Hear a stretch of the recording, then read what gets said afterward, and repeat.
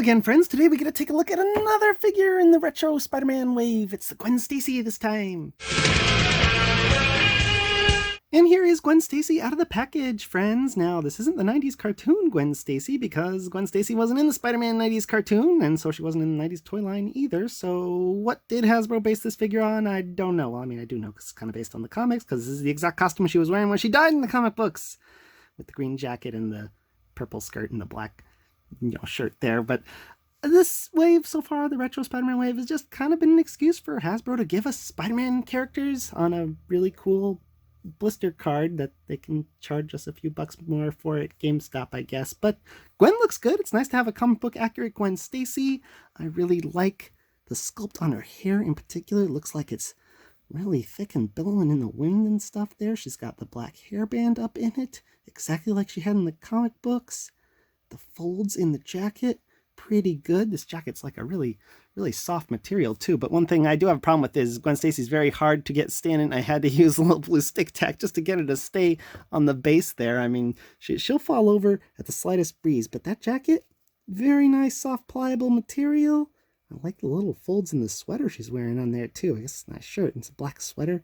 Wow, look at the little detail in there. You can see every little knit and stitch. It's pretty impressive. And then she's got a belt running through that jacket back there. I think this jacket is a new piece from Marvel Legends. I mean, I don't know. I've never seen it before, at least not a female figure or anything. Most disappointing thing, though, those boots are not sculpted. They are just painted on, which is pretty cheap, Hasbro. But I understand you want to use those legs later for other female figures, so it's a little sacrifice we have to make. The purple skirt here, I don't want to open it too much, but there's obviously a cut in it, and it's rubbery, so it doesn't hinder articulation. Pretty good design, I'd say. That face sculpt looks pretty great. It's really pretty, actually. I thought Gwen Stacy was kind of like a geeky character from the way that she is in Spectacular Spider-Man, but no, not really. In the comic book, she's like kind of a sweet girl who, sometimes gets mad at Peter and stuff. And anyways, they captured that look here pretty perfectly. If we start talking about the paint, I really see no issues. I mean, it'd be cool if she had a wash or something, but this is comic book Gwen, so she's got comic book colors. It doesn't need much detail. The paint on the face so clean. Man, that lipstick looks perfect. The eyes look great. The little eyelashes on the tampos they added there. This is looking really good all around. If we're looking at articulation now, she can look really far down with that ball hinge on her head there, but the hair is kind of this hard hair, so looking up is kind of doable, but also kind of, it'd be a little bit better if the hair were more flexible, but she can look up a tiny bit.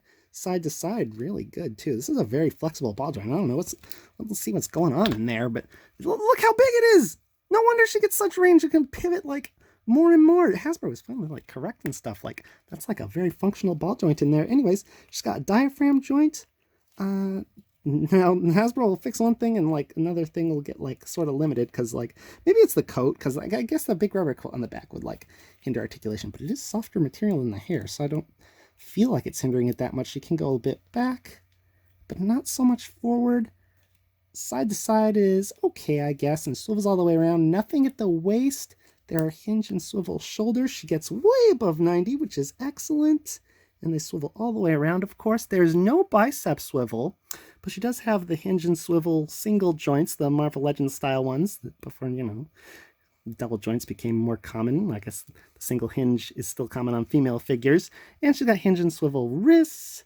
There are ball joints at the hips, and the skirt, like I said earlier, is rubber. So she can do them so far. I think it's one of the few figures where I see the one leg goes out farther than the other because of this cut is obviously more convenient for the right leg. There's no cut on the left side for that leg, but the legs can go so far forward, so far back, which is pretty good. And this one could probably do a bit more if the skirt had a cut on both sides, Hasbro, but whatever.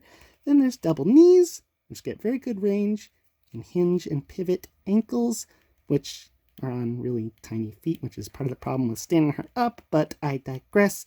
The articulation, pretty good. Could use a waist joint or at least give us some more range in the diaphragm, I guess, please, Hasbro, but not bad. So packaging is pretty much the same as it was on the retro Peter Parker. It's got the Spider-Man animated series logo, the old style Marvel Comics logo, and some made up artwork of Gwen Stacy as if she had been in the cartoon, which she wasn't. But on the back here, we got other figures in the wave, like the Peter Parker and that same head swap thingy.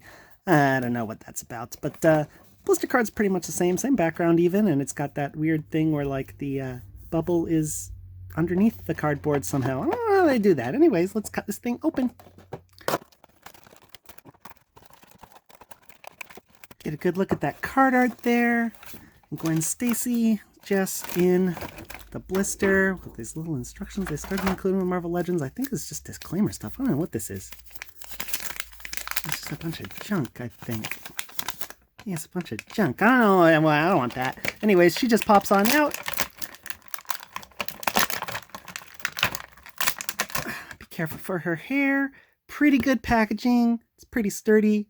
It's collector friendly in that it'll, stay in the bubble. It's not going to like rot off like old action figures did because they didn't expect people to collect them for years and years. But I mean, not so collector friendly in that it takes up a giant amount of space. Like this card is huge and she's only that tall, but the packaging is fine. For accessories, Gwen gets this blue clutch purse. And a clutch purse, if you didn't know, is a purse without a strap. And she's got a hand that's sculpted in a clutching pose. And yep, she can hold it like that.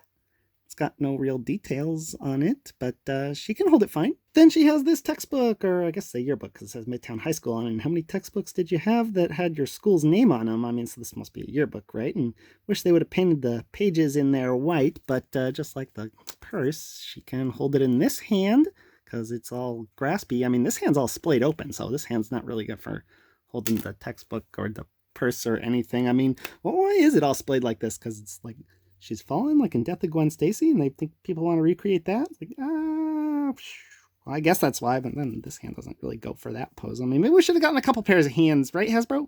But she does have a third accessory that just fits in the left hand. It's a Daily Bugle newspaper. It's all bunched up. It's got a cool little tampo on there, or decal, whatever you call them. It says Daily Bugle. Fits in their left hand just fine. It's kind of odd to include it with Gwen Stacy, though. You'd think this would be something that you'd get with, like, J. Jonah Jameson figure or something. But, I mean, still, I'm sure everyone reads the Daily Bugle in Spider-Man, so nice accessory to have there. Last accessory is this Mary Jane head. Now, it looks good. Got a really cool dark wash in the hair there and very pretty face sculpt and same eyelash decals that Gwen Stacy has. But weird thing about the head, I have to ask is, what is Mary Jane doing dressed up as Gwen Stacy? Like, I guess this is, Spider-Man met Mary Jane and said, hey, could you wear these clothes my dead girlfriend was wearing when she died? And Mary Jane said, oh yeah, sure, I'll do that. I guess it is a cool way to sneak in a Mary Jane figure in addition to getting a Gwen Stacy, so that's nice. Scale time, Gwen stands at about 6 inches or 15 centimeters tall. Fits in pretty well with your 6-inch superhero figures like the Marvel Legends Pizza Spider-Man, or the Peter Parker, who's also from the Retro Wave. So do I ultimately recommend the Retro Wave Gwen Stacy figure, friends? Well, heck yeah, I do. I mean, how often do we get like a good Gwen Stacy figure, or any Gwen Stacy figure for that matter? And on top of that, she comes with a good amount of accessories. It is